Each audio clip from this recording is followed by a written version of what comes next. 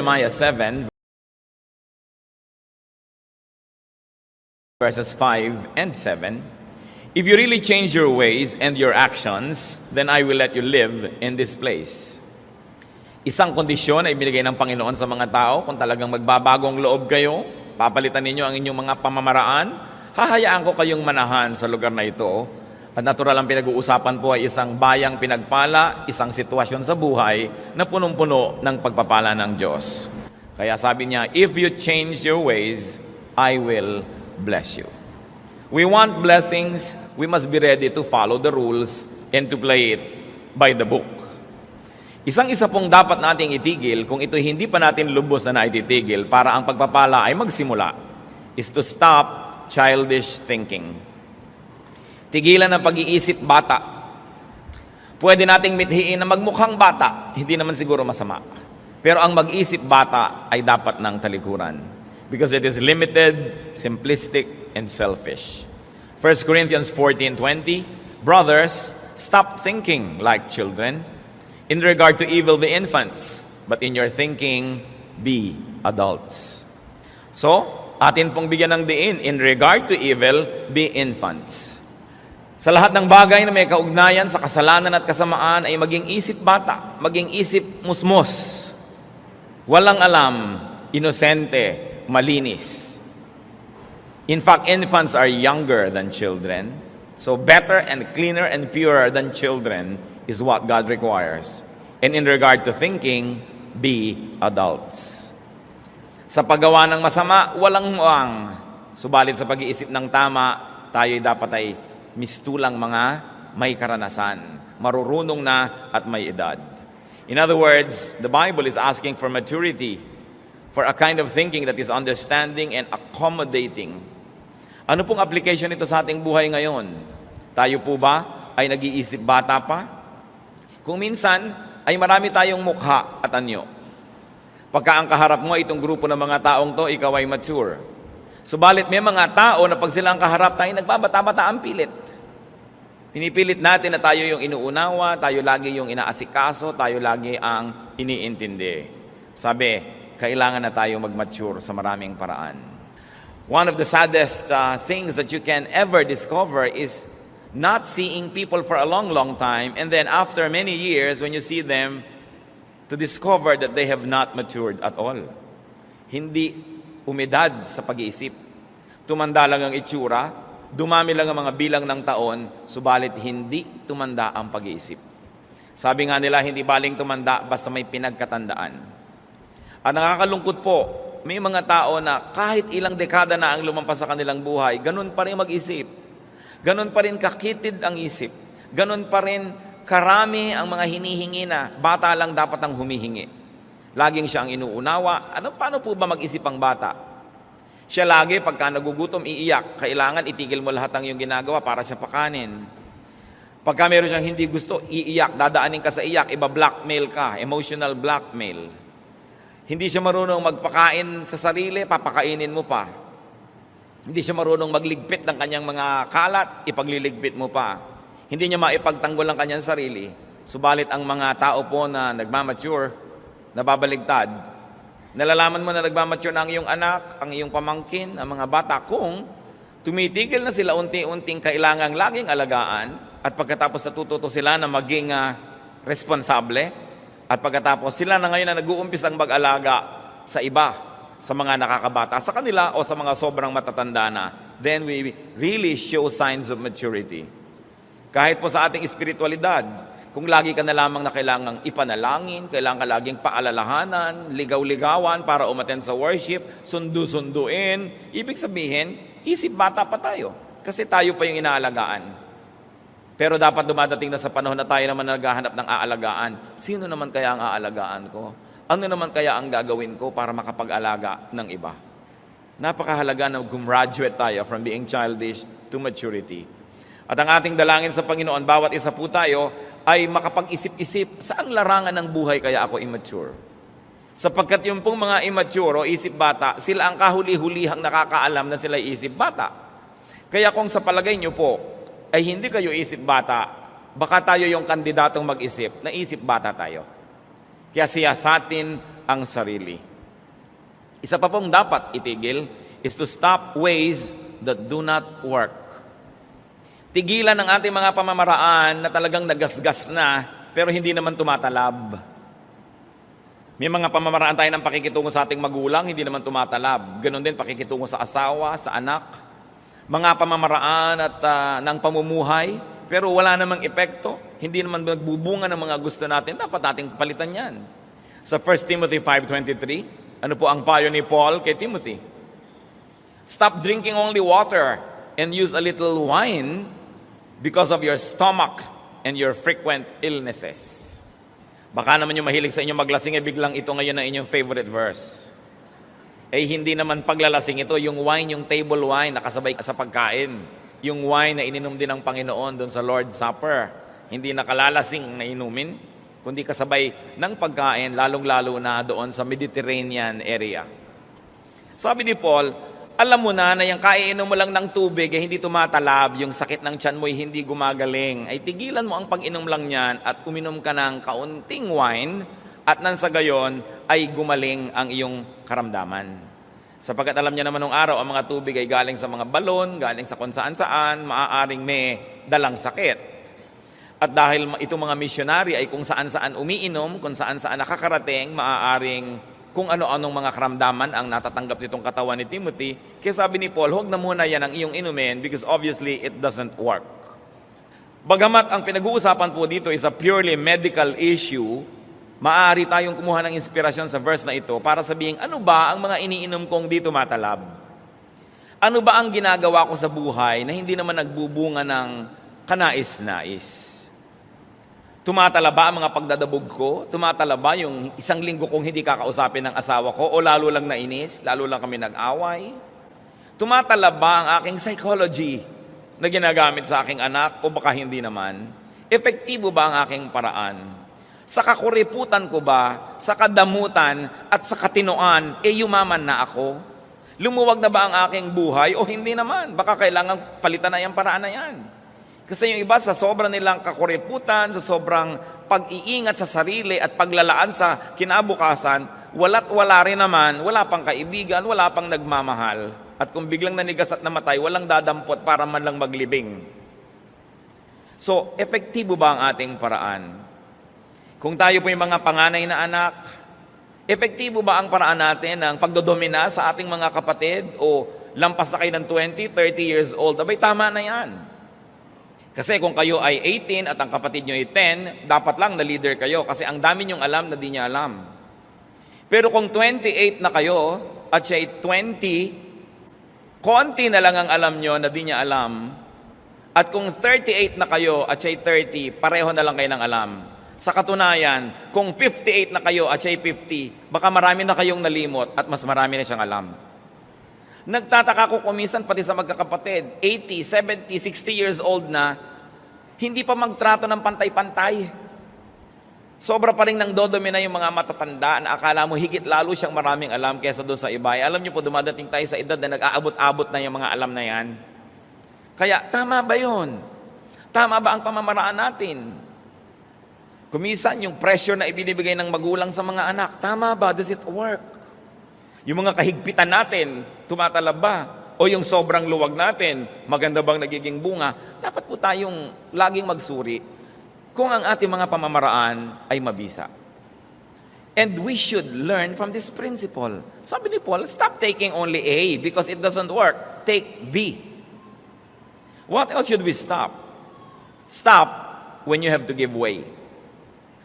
Kung kailangan magparaya, kailangan magbigay daan, kailangang magbigay ng espasyo para sa iba, maaari natin yang gawin. Stop talking to give way to inspired speakers. Stop being a hindrance to blessing. Stop hogging the limelight if an anointed person must be given attention. Kung minsan po, laging gusto natin tayo ang nangingibabaw, tayo ang nangunguna, tayo ang merong last say, tayo ang lagi na lamang merong final authority, mag-isip-isip tayo. Sapagkat yung karunungan, yung kahusayan, yung inspirasyon, ay naglilipat-lipat yan kung minsan ng puso sa paglakad ng panahon. Walang isang tao na siya lang may franchise to wisdom.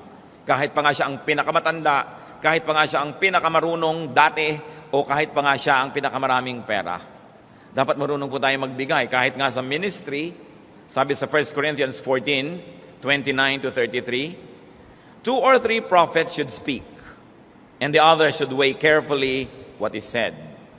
And if a revelation comes to someone who is sitting down, the first speaker should stop. For you can all prophesy in turn, so that everyone may be instructed and encouraged. The spirits of prophets are subject to the control of prophets. For God is not a God of disorder, but of peace. Ito pong kontekstong pinag-uusapan, sapagkat marami nun ang mga propeta at maraming nagsasalita, kuminsan na hindi na magkamayaw sa pagsasalita, kani-kanya nasabay-sabay, wala nang nakikinig at wala nang pinakikinggan. Kaya ang sabi ni Paul, kung merong isa na nakaupo at hindi siya ang nagsasalita, subalit may dumating sa kanyang inspirasyon, hayaan siyang tumindig at magsalita, at yung nagsasalita ay tumigil muna at umupo at makinig. Ang dapat lahat ay magkaroon ng pagkakataon na marinig at makinig, at nang sa gayon ang lahat ay mapagpala. Hindi natin kailangang laging dinodomina ang mga usapan. Kadalasan sa mga pamilya, sa mga magkakaibigan, meron ang parang isang dominant figure. Dapat ba nating katandaan na at kamatayan na yung ganon? Lagi na lang siya ang masusunod, lagi na lang siya ang bida. Dapat din tayo mag-isip-isip. At kung tayo po ay merong ganitong uri ng otoridad sa ating mga pamilya, sa ating mga nasasakop, ay magbago-bago na rin tayo ng sistema. Makinig naman tayo sa iba. Magtanong-tanong naman tayo, gusto nyo ba ito ang gagawin natin? Kakain tayo sa isang restaurant, ano bang gusto nyong kainin? Hindi ako na lang lagi yung order ko, mo akong magbabayad. Tinuturuan po tayo na magbigay daan sa kapwa. Sapagkat ang bawat tao binibigyan ng Panginoon ng kakayahan, ng karunungan.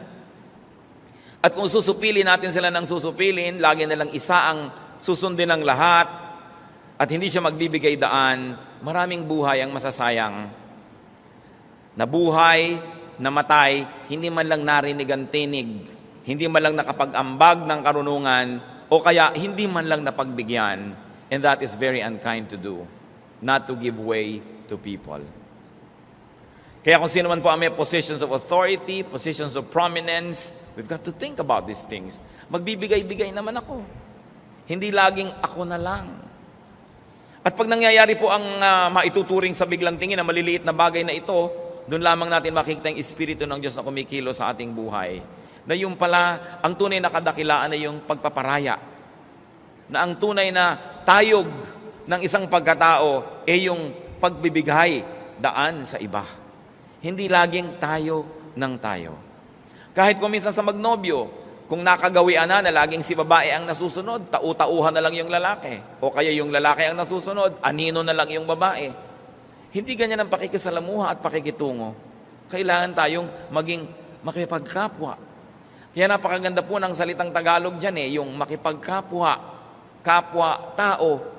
Ano ba yung tao? Yun ang kahulugan ng lahat ng nilikha ng Diyos na mabubuti at maganda sa atin. Hindi tayo hayop, tayo'y tao. At kung ikay nakikipagkapwa tao, yung respetong gusto mong tanggapin ay ibinibigay mo rin sa iba. Kung gusto mong tumatahimik sila pag ikay nagsasalita, ay tumatahimik ka rin pag nagsasalita sila. Kahit mas bata sila, kahit mas mahirap sila, kahit mas mababa ang ranggo, dahil sila ay kapwa tao. Pareho lang tayong may kaluluwa, may damdamin, may espiritu, parehong nilikha ng Diyos, parehong nalulungkot at natutuwa, parehong may mga pangarap at mga hangarin. At kung pagbibigyan po natin ng mga ganyan, lalo tayo halimbawang may mga kapangyarihan, mga amo, ikaw na lang may karapatang magkaroon ng sakit ng ulo. Ikaw na lang may karapatang magkaroon ng mood. Ikaw na lang may karapatan na magpahinga. Kaya nga po yung mga sensitive na mga amo o mga employers, sinasabihan din niya, maski household help o bining, pag may isang umaga no gumising kang napakasama ng pakiramdam mo o hilo ka o masakit ang ulo mo, sabihin mo. At pagtatrabahuhin pa rin kita. Ganon kaya yon? Di sabihin mo para nakagawa kami ng paraan. Kung kailangan mong humiga, maghapon. Paminsan-minsang nangyayari, kailangan binibigyan natin ng pagkakataong maging kapwa-tao, yung tao. Kasi lalo sa atin po, napakahirap sa ating mga household staff. hindi na sila makadaing. Maliban na lang siyempre nangingisay at naninigas na talagang emergency case na, yun, malalaman na ng employer. Pero kung basta medyo may konting nararamdaman, medyo nahihilo-hilo, malay pa ba natin, natatanong ba natin? Magbibigay daan tayo. Hindi laging tayo lang. Kung sa sanlibutan ay nangyayari ang ganyan, hindi marapat mangyari sa mga anak ng Diyos. Because we are a royal priesthood, a holy nation, a people who belong to God. Na dapat nakikita hanggang sa mumunti nating pakikitungo sa ating kapwa, yung tayog ng salita ng Diyos. Meron pa pong isang dapat tigilan, stop judging others. Tumigil tayo ng paghuhukom at paghuhusga sa kapwa, lalong-lalo at kakaiba ng ating paniniwala ang paniniwala nila, kakaiba ng ating mga pananaw at paninindigan ang sa kanila, dapat tigilan natin ang pagsabing mali sila at tayo lang ang tama. Dapat nating tigilan ang pagsabi sa mga taong sila ay naliligaw dahil lamang hindi tama, hindi landas natin ang kanilang sinusunod. Romans 14 verses 1 to 13, ito po tungkol sa paghuhusga ng mga Kristiyano sa kapwa Kristiyano sa mga issues ng buhay. Accept him whose faith is weak without passing judgment on disputable matters. One man's faith allows him to eat everything, but another man whose faith is weak eats only vegetables. The man who eats everything must not look down on him who does not, and the man who does not eat everything must not condemn the man who does, for God has accepted him. Who are you to judge someone else's servant? To his own master he stands or falls, and he will stand, for the Lord is able to make him stand. Ano pong unang binabanggit dito? Kasi meron noon mga tao na Hudyo ang kanilang pagiging background. Pagkatapos meron naman ng mga Gentiles na naging Kristiyano. Alam niyo po yung mga Hudyo, maraming di kinakain. Ngayon, yung mga Gentiles, lahat ng gumagapang, lumilipad, tumatakbo, lumalangoy, kinakain. So, i-judge naman ng mga Gentiles yung mga Hudyo. Ang arte-arte nyo naman. Yan, ang dami-dami yung hindi makain. Samantalang pinalaya na tayo ng Panginoon, nakainin ng lahat. Yun namang mga Jews, i-judge nila yung mga Gentiles. Makasalanan kayo, kumakain kayo ng palaka, kumakain kayo ng mga hito, kumakain kayo ng mga burong talangka, etc., etc., at sila ay nagsisiraan. At sabi ni Paul, huwag kayong ganyan. Kung ang gusto mo lang kainin ay gulay, gusto mo vegetarian ka, di vegetarian ka, pero humuhusgahan yung kumakain ng mga lumilipad na insekto. At ikaw naman, kumakain ka ng dinosaur, huwag mong pintasan yung gulay lang ang kinakain. Sabi, kanya-kanya tayong konsyensya, tumaharap tayo sa Diyos tungkol dyan. One man considers one day more sacred than another. Another man considers every day alike. Each one should be fully convinced in his own mind. So meron namang sobrang legalista kung kailan ang Sabat. Meron namang nagsasabi na, basta ang sabi ng Panginoon, 6 days of work must be broken by a 7th day of rest. Sa factory ako nagtatrabaho Tuesday ang off ko. Bakit ko ipipilit na maging Sabado yon? Matatagalan ako ng trabaho. Sabi naman nung nagpipilit na Sabado, di matagalan ka ng trabaho, magutom ka, pero sundin mo dapat ang Sabat, Sabado.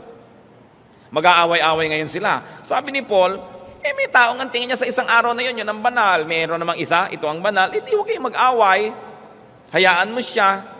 Kasi lahat naman ng araw sa Diyos ay pareho. Siya naman ang lumikha ng lahat ng araw. At ang itinuturo po ng Biblia, on the 7th day you will rest. 6 days you shall labor, and on the 7th you rest. Mahalaga ba kung saan tumama yung 7? O ang mas mahalagay, pinagpapahinga ka ng Diyos na walang 7 araw na tuloy-tuloy na pagtatrabaho. Magpapahinga ka. Kaya po ito'y pinag-aawayan ng maraming tao maging hanggang ngayon. Nalilimot nila itong sinasabi ni Paul dito na huwag kayong manghusga. Kung sa kanya yan ang banal, di yun ang banal. He who regards one day as special does so to the Lord. He who eats meat eats to the Lord, for he gives thanks to God. And he who abstains does so to the Lord and gives thanks to God. For none of us lives to himself alone, and none of us dies to himself alone. If we live to the Lord. And if we die to the Lord. So whether we live or die, we belong to the Lord. For this very reason, Christ died and returned to life, so that he might be the Lord of both the dead and the living. Then you, why do you judge your brother? Or why do you look down on your brother? For we will all stand before God's judgment seat. It is written, as surely as I live, says the Lord, every knee will bow before me, every tongue will confess to God. So then each of us will give an account of himself to God. Therefore, let us stop passing judgment on one another. Instead, make up your mind not to put any stumbling block or obstacle in your brother's way. So first of all, on dietary issues, sinabi, kanya-kanya yan. Sapagkat sa Old Testament, maraming regulasyon. Sa New Testament naman ay pinalaya ng Panginoon ng mga tao. Sabi niya, it's not important what gets into the mouth, but what gets out of it. So, alin ba dun sa dalawang susundin mo? Nasa iyong pananalig kasi hindi yon may kinalaman sa iyong kaligtasan. Meron naman on special day issues. Meron mga Kristiyano, aawayin yung mga gustong magsabit ng parol pag Pasko. O ba't ka naglalagay ng Christmas tree, pagan yan, evil yan? Wala akong kinalaman sa paganism nung araw, naglalagay lang ako ngayon, pampasaya. Parang nagdagdag lang ako ng ribbon sa aking damit o buhok, huwag mo sabihing evil to. Sapagkat yung mga bagay na yon ay pang-ibabaw, hindi naman nang pumapasok sa loob ng puso. On feasting or fasting. Sabi, kung ikaw ay kain ng kain, nagpapasalamat ka naman sa Diyos at kinikilala mo sa Kanya galing yon, di tinatanggap ka ng Panginoon. Gusto mo namang mag-ayuno at nagpapasalamat ka rin sa Diyos sa pag-ayuno mo, di tinatanggap ka rin ng Panginoon kung ano ang konsyensya mo na hindi lumalabag sa salita ng Diyos. Kasi pareho naman yan na may makukuha kang verse na nagsusupport Ibig sabihin, malawak yung pwedeng pagkilusan ng Kristiyano at pagkunan ng kanyang pagbabasihan ng kanyang ginagawa. Hindi katulad ng marami, naglalakad lang o na doon sa gitna ng kalsada na may puting linya, samantalang ang lapad-lapad ng kalsada. Merong mga Kristiyano, ganun Ang lapad-lapad ng mundo, ang dami-daming pwedeng gawin, napakalimitado ng ginagawa sa sobrang pagiging bookish. While it is not wrong to walk in the center of the road, especially if it's a pedestrian road, but you can move to the left and to the right with God-given freedom. And those who would like to walk on the left side or the right side should not be judged by those who walk only in the center. Hindi tayo dapat na naghuhusga sa ating kapwa. Ang Panginoon hindi pa nanghuhusga. Hanggang ngayon, ang Panginoon ay tagapagligtas pa rin. Kailan pa siya magja-judge? Pagbalik pa niya. O kaya, pag tayo'y namatay, kung alin man doon ang mauna, pero habang buhay pa tayo, hindi pa tayo hinuhukuman. So bakit ngayon tayo maghuhukom at maghuhusga sa ating kapwa? Pagka meron siyang ginagawa, sabihin natin, God is not yet finished working on him or her. Hindi pa tapos ang Diyos sa kanya. Kaya mga iba, bakit nasa choir yan? Di ba meron pa yung ganito, ganong kasalanan? Hindi pa tapos ang Diyos. Kasi kung tapos na ang Diyos sa kanya, ting, mawawala na siya. Nandun na siya sa kabilang buhay. Hindi pa siya graduate sa buhay na ito. Kaya sa halip na lagi nating sisilip-silipin ang mga kapintasan at kakulangan ng kapwa natin, ipanalangin natin sila, tulungan natin sila, at kung may konti tayong alam, sa mabuti at magandang paraan, ituro natin sa kanila, pero para husgahan sila dahil mas marami tayong alam. Hindi yan ang dahilan kaya binibigyan tayo ng karunungan ng Diyos. Binibigyan tayo ng karunungan para higit tayong maging mahinahon, maunawain, matulungin, hindi para maging mapagmataas. Napakahalaga na hindi madapa ang kapwa dahil na-o-offend sila sa atin, nasisiraan ng loob dahil sa ating mga panghuhusga. We should stop measuring people only by our standards. Katulad din ng sinigang. Matabang ang sinigang mo. Sa ganyan ako magsigang Yan ang sinigang ko. Hindi yung ito ang sinigang dapat, ito dapat ang lasa ng ganito. Kasi kanya-kanyang pangluluto, kanya-kanyang nahiligan. Hindi naman moral issue yan para pagtalunan. Kaya dapat marunong din po tayong magbigay ng daan sa ating kapwa. Ba't natin pinag-uusapan ng ganito mga bagay? Sapagkat itong mga bagay na ito ang napapabayaan ng maraming Kristiyano. Sa ulo ang lahat ng Ten Commandments, ang lahat ng doktrina sa buhay, pero sa ganitong mga bagay, tayo'y nadadapa at nagkukulang. Ano pang dapat nating tigilan para ang buhay natin ay mapagpala? Stop grumbling. God has constantly taught against grumbling. Yung reklamo ng reklamo, katsang ng katsang, maraming comment, hindi na siya masaya, magre-reklamo pa para lumungkot din ang kapwa na sana'y masaya na, napalungkot pa niya. Laging maraming mga puna, maraming pintas, dapat na itong itigil. Alam niyo kung bakit ko ito pinagdidiinan? Kasi 99% ng mga Kristiyano guilty pa dito. Walang tigil ng karareklamo. Walang tigil ng kahahanap ng maipipintas, ng mga kasiraan. Samantalang dapat hinahanap natin kung ano yung mabuti, kung anong maganda, kung anong mapupuri. Kung ano ang pagpapala na naroon na. John 6:43, "Stop grumbling among yourselves," Jesus answered. At isa ito sa mga paulit-ulit na turo sa Biblia, Old or New Testament alike. Stop grumbling. Wives, what are you grumbling against your husband? Ano ang mga reklamo niyo at mga katsang-katsang tungkol sa inyong asawa na para bang pwede pa kayo magpalit? Habang nagre-reklamo ka ng nagre-reklamo, yung reklamo mo lalong lumalaki, lalong lumalalim, lalong tumitibay, kaya lalong nagkakaroon ka ng dahilan para magreklamo. Samantalang habang pinupuri mo ang iyong asawa, yung mga kapuri-puring bagay sa kanya, lalo namang tumitibay, lalong lumilinaw, kaya lalo mo siyang namamahal at nababawasan ang iyong pagrereklamo. Husbands, you grumble against your wives. Mas vocal kasi maraming beses yung mga wives mag-grumble against their husbands among themselves.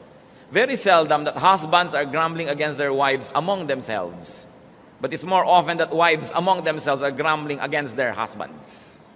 Kaya napaka-importante na mabae ka man o lalaki, husband or wife, anak ka, grumbling against your parents, ba't hindi ka maghanap ng maipupuri at maipagpapasalamat? Stop grumbling. Kung minsan nakakalungkot, ang marami pang grumbling na nangyayari, mga reklamo, among workers in the church, among Christian people, grumbling against the choir director, grumbling against everybody, samantalang nasa church na nga. Mga kapatid, I can never be so repetitious enough. Kasi nakikita ko nangyayari ito sa buong paligid. Ang mga tao, napakagaling magreklamo. Sinisilip ang kapwa, yung mga privileges ng iba, yung mga tinatamasa ng iba, lagi nilang tinutuos, hindi ipagpasalamat kung ano yung nasa kanila. Magkakapatid na reklamuhan ng reklamuhan laban sa isa't isa. Nag-aagawan ng mga mana, sira-sira lang naman piano at isang dangkal na lupa. Magkakagalit, grumbling against each other. Mga magbiyanan, yung mga manugang na walang ginawa kundi pag-usapan yung kanilang biyanang babae at chismisin at reklamuhan ng reklamuhan ang mga kanyalang mga kapwa. Alam nyo, meron akong 2 kilalang babae na talaga namang huwaran, pwede natin ipagpagawa ng monumento kung paano umibig sa kanilang biyanan. At hindi si Ruth yun, matagal na siyang yumao. Mga babaeng nandito ngayon sa ating kapaligiran, na talaga namang pag silang nakakausap mo, parang dapat lahat ng tao magkabiyanan. Pero natitiyak ko na ang mga biyanan nun may kakulangan din. Pero dahil nagpasya sila na mahalin ang kanilang mga biyanan. Alam nyo yan ay pagpapasya. If you decide, every little aspect of your life will follow the grand design and the big decision. But if you have decided on the other side, then every little act and thought that comes into your life will follow that direction of grumbling. Yun pong mga hindi na natin mapapalitan na karakter ng buhay natin, magpasya na tayong mahalin sila. Sapagkat pag pinagpasyahan natin yan, madali nang sumunod ang maliliit na detalye ng ating buhay. Kung meron naman po tayong mga valid complaints, talagang dapat, anong dapat gawin? Di pag-usapan. At kung talagang humahanap po tayo ng solusyon sa ating mga reklamo, hindi natin sinasabi ang reklamo natin kung kani-kanino. Pumupunta tayo doon sa tao na itinuturing nating pinagmumulan ng suliranin at tayo ay sa mahinahon na paraan humahanap ng solusyon. Kasama sila. So you don't talk about people, but you talk with these people. Then something positive will happen. Pwede po bang tandaan natin itong mabuti? Kasi nakakamalat na tong topic na to Yung stop grumbling, yung stop talking about people but talk with people with whom you have a problem para malutas. Because when you talk about people, the problem will never be solved. And because walls have ears and potatoes have eyes, even corn has ears. Anong mangyayari? Makakarating sa pinag-uusapan nyo yung balita. Magsasalita din siya, makakarating sa inyo, lumala na ng lumala, samantalang hindi naman kayo nag-uusap. Ito isa na nating palitan na paraan. Napakalaki ng bigat na mawawala sa pasanin ng tao. Kung matututo na lang tayo na kausapin yung taong sa palagay natin ay may kinalaman sa suliranin, pero huwag siyang pag-usap-usapan. There's always a proper forum for everything. At dapat may kaayusan. 1 Corinthians 14:40, but everything should be done in a fitting and orderly way. May isa pa pong dapat tayong tigilan. Stop doubting. Faith is everything. John 20:27. Then he said to Thomas, this is the Lord saying to Thomas, put your finger here, see my hands, reach out your hand and put it into my side.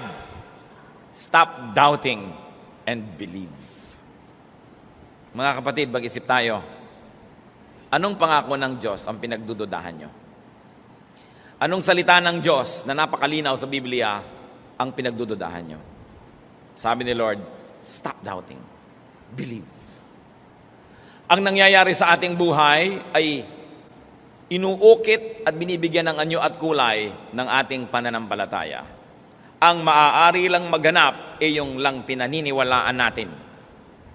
Faith can extend or limit us. Kaya napakahalaga, panindigan ang mga pangako ng Diyos. Hindi ibinigay, hindi isinulat ang mga pangako ng Diyos para pagdudahan. Ibinigay yan para panindigan, panghawakan, sandalan, tindigan, para tayo magkaroon ng kapayapaan, katahimikan, kaayusan sa ating buhay. Ang lahat ng patuloy pa ring nerbyoso ay kulang ng pagtitiwala sa salita ng Diyos. Ang mga lagi pa rin na sinasakmal ng takot ay kulang ng pagtitiwala sa mga pangako ng Diyos. Ang mga takot na takot maghirap at baka walang makain, salat na salat sa pananalig sa sinabi ng Panginoong Jesus. Sabi niya, look at the birds of the air. They don't even plant, they don't harvest, but your heavenly Father feeds them. At kung ang mga ibon ay pinapakain, ang mga bulaklak ay dinadamitan, kayo pa kaya ang hindi alagaan ng Panginoon? Mga mabababaw na mga pananalig, sinabi ng Panginoon. Ano po ang inyong mga takot? Gusto kong pag-usapan natin yan eh. Ano mga takot natin?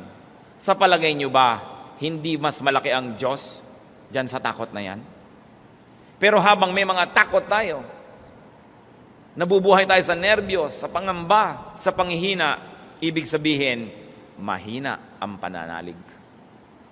Nagdududa sa salita ng Diyos na ito'y totoo, ito'y mapanghahawakan at magaganap nga. 2 Peter 3:9, the Lord is not slow in keeping His promise.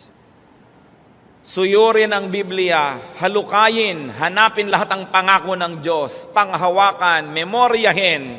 Dapat pa bang i-memorize yan? Yes. Because when you memorize and commit to memory the promises of God, you will be able to pull out the right promise at the right moment and you will be strengthened. Ang ating pagkain ay ang salita ng Diyos. Hindi ba sabi ni Satanas kay Lord, kung talagang Diyos ka, gawin mo mga pagkain niya mga bato. Sabi niya, man does not live by bread alone, but by every word that comes from the mouth of God. Anong isa sa mga kahulugan niyan? Ang pagkain natin ay ang salita ng Diyos. Nangihina ka, physically, kakain ka ng pagkain, iinom ka ng mga vitamins, iinom ka ng mga herbs, at kung ano-ano pa, para ka lumakas. Spiritually, nangihina ka, ang pagkain mo ay salita ng Diyos. Ano? Ang kanyang mga pangako. Ay, maaalala ko yung pangako na yun ng Diyos. Kakainin ko ngayon yung pangako na yun. Malakas na ako kasi kumain ako ng tama kong kainin. Kaya yung panghihina, isa lang po yan na sintomas na tayo'y mahina sa pananampalataya. Ang mga anak ng Diyos ay victorious because God is victorious. Malalakas ang loob dahil kakampi natin ng Diyos. Masisigasig, hindi lalampalampa, hindi hihina-hina. It is the devil who comes to steal, to kill, and to destroy. But Jesus says, I have come that you may have life and have it to the full. A full life. Don't just exist. Get a life, a full life. At kailangang panghawakan natin literally ang mga pangako ng Diyos. Pag sinabing ganon, gawin. Pag sinabing tigil, tigil. Pag sinabing go, go. Pag sinabing this is my promise, claim it. Nothing happens to people who do not believe.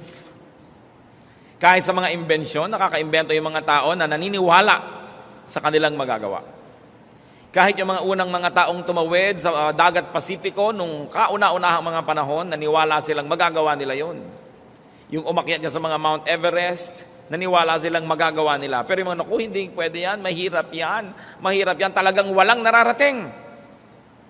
Kahit yung mahihirap na tao na napaasenso ang sarili sa tulong ng Diyos, dahil naniwala silang magagawa nila. Habang lahat ng kanilang mga kaibigan ay nag-give up na at nag-adik-adik na lamang, may mga nagpilit pa rin mag-aral, pinilit magsikap, ngayon umasenso sa buhay dahil naniwala sila. Yung paniniwala natin ang bubuo o sisira sa ating buhay. Kaya kailangang paniwalaan. Pati po ang ating mga anak, kung naniniwala tayong sila'y mahusay, naniniwala tayong marami silang magagawa, nagiging mahusay at maraming ang nagagawa. Pero pag naririnig kayong, yung anak ko na yan, bubing yan eh. Walang pag-asa. Ganyan lang. Nagiging ganun ang performance nila. Kasi sila man na nawawalan ng pananalig sa sarili. Kasi sinira na natin ang loob. At kung may isa pa tayong dapat pag-usapan ngayon na dapat tigilan, stop sinning. Remember the law of impenetrability. Only one thing occupies one place at one time. So anybody who sins has no space for holiness. And if there's no space for holiness, there's no space for God. If there's no space for God, there's no space for blessedness, for victory, or for fruitfulness. 2 Corinthians 5:17. If anyone is in Christ, he is a new creation. The old has gone, the new has come. Ilang beses na dapat nating bigkasin, basahin, usal-usalin ang mga salitang ito bago lubos nating maunawaan. Na ang isang taong na kay Kristo ay isang bago ng nilalang. Pero marami nagsasabi, born again ako, bagong nilalang, new creation, pero old habits, old sins, old ways. A new spirit is not compatible with old sinful hearts. There has got to be renewal all the way. Matthew 9:17, neither do men pour new wine into old wineskins. If they do, the skins will burst, the wine will run out, and the wineskins will be ruined. No, they pour new wine into new wineskins, and both are preserved. Napakaganda po ng talinghaga na ginamit. Kung may bagong alak, hindi pwedeng ilagay sa lumang sisidlan na usually mga leather, mga skin ng hayop. Sapagkat sasabog lang yon kung may bago kang ilagay. Sabi, lumang sisidlan, lumang alak. Bagong alak, bagong sisidlan. Bagong espiritu, bagong puso. Bagong tao, bagong buhay. Napakasimple ng analogy. There should be new ideas, new ministries, new actions if we have a new heart. 1 Corinthians 15:33-34. Do not be misled. Bad company corrupts good character. Come back to your senses as you ought and stop sinning. New life, new friends. New lifestyle. At kung tayo may nakikitungo sa mga dati nating mga pinakitutunguhan, ay dahil lamang gusto natin silang akayin sa tama, hindi para mulit-muli nila tayong hilahin pababa. At kung nakakahalata tayo ng ating mga dating mga kapalagayang loob ay hinihila tayo pababa, dapat kahit man lang pansamantala na tayo'y umiwas sa kanila hanggang tayo'y maging malakas, hanggang dumating tayo sa punto na gano'n na tayong kalakas na pag tayo nakikisalamuha sa kanila'y sila ang nahihila na natin pataas. Pero hindi maaari na umasa tayo na magkaroon ng bagong buhay, pero lahat ng mga luma nating mga pakikitungo na may kasamaan, kamalian at kasalanan ay ipagpatuloy pa. Meron pa nga nakikiusap sa akin, Pastor, pwede po ba tayo mag-Bible study sa aming bahay? Saang bahay? Sa bahay po namin ni ganon. Panginoon kong Diyos, ikaapat mo ng asawa yan. At buhay pa yung 1, 2, 3. Ngayon, gusto mo mag-Bible study tayo sa bahay nyo. Eh di para ko na ngayong in-recognize itong relasyon na ito. Gusto mo pala mag-Bible study, tanggal-tanggalin mo muna sa buhay mo yung 2, 3, 4. At mag-ayus-ayusin mong yung buhay. Kasi oras na nakasanayan na yon, hindi na mahapdi, hindi na masakit. Ang kasalanan na inaalagaan ay wala ng kirot. At katunayan yan, pag nakasanayan ng kasalanan, pag tinatanggal mo, dun pa ngayon makirot. Pero parang isang bulok ng ngipin, ayaw mong ipabunot sa dentista dahil masakit ang pagbunot. Kaya pagtsatsagaan mo na lang na buong buhay, sumasakit-sakit. Sa buhay po natin, kuminsan kailangan ng drastic surgical procedures. Merong dapat pinuputol. Hindi na pinag-iisipan pa, lalo't malinaw na inuutos ng salita ng Diyos na dapat tanggalin sa ating buhay. Kaya nga po yung isang taong pinagaling ng Panginoon, nung makita niya muli doon sa may templo, sa John 5:14, later Jesus found him at the temple and said to him, "See, you are well again. Stop sinning, or something worse may happen to you." Para po tayo tulad ng taong ito, may sakit, may karamdaman, pinagaling na ni Jesus. At nung makita ni Lord dito sa bulwagan ng Panginoon, kasi sa temple daw nagkita di ba itong ating temple? Sabi niya, "Aba, magaling ka na pala, ha? Di ba't pinagaling kita?" "Opo." Sabi ni Lord, tigil-tigilan na ang mga kasalanan, ang pagkakasala, dahil maaring may mas masahol pang mangyari sa iyo kaysa nung bago kita pinagaling. Stop sinning, or something worse may happen to you. That is from the mouth of the Lord. At sa palagay nyo, ito'y isinulat sa Biblia para lang tingnan natin as history. No, this is current events because this is universal message. It's telling us, stop sinning, or something worse may happen to you. So do not just wish and pray for blessedness. Take concrete steps. Take sure steps to a blessed new year and a blessed new life. Ano po ang mga 7 stops natin? Stop childish thinking. Stop ways that do not work. Stop talking to give way to others. And of course, it's not only talking. It means give way to others. Stop judging others. Stop grumbling. Stop doubting. And very importantly, stop sinning. And when we stop these things, we begin to go for glory. Because only one thing occupies one place at one time. Unless you stop doing wrong, you cannot begin doing right. Heavenly Father, thank you for your reminders. Salamat sa kabutihan nyo. Salamat sa mga paalala. Dalangin namin, ito man lang 7 na pinag-usapan, mabigyan namin ng pansin sa buong taon. Huwag mawala sa aming alaala. Maipamuhay namin. At Panginoon, kami po'y pumuposisyon doon sa daanan ng iyong pagpapala. Sa pagsunod namin sa iyong mga salita, isinasahod namin ang aming mga kamay para tumanggap ng iyong mga pagpapala. Nawa ay dinggin mo ito. At nawa ang pagbabago'y makita mo sa amin. At nang sa gayon, batupad ang mga mabubuti mong hangarin sa amin. Mga kapatid, panandalian tayong magbulay-bulay. Kung alin man sa 7 ang dapat bigyan ng madiin na pag-iisip, mag-isip-isip. Humingi ng kapangyarihan sa Diyos na siya'y ating masunod. At nawa magkaroon tayo ng tunay na isang pinagpala, hindi lang na bagong taon, kundi isang buhay na punong-puno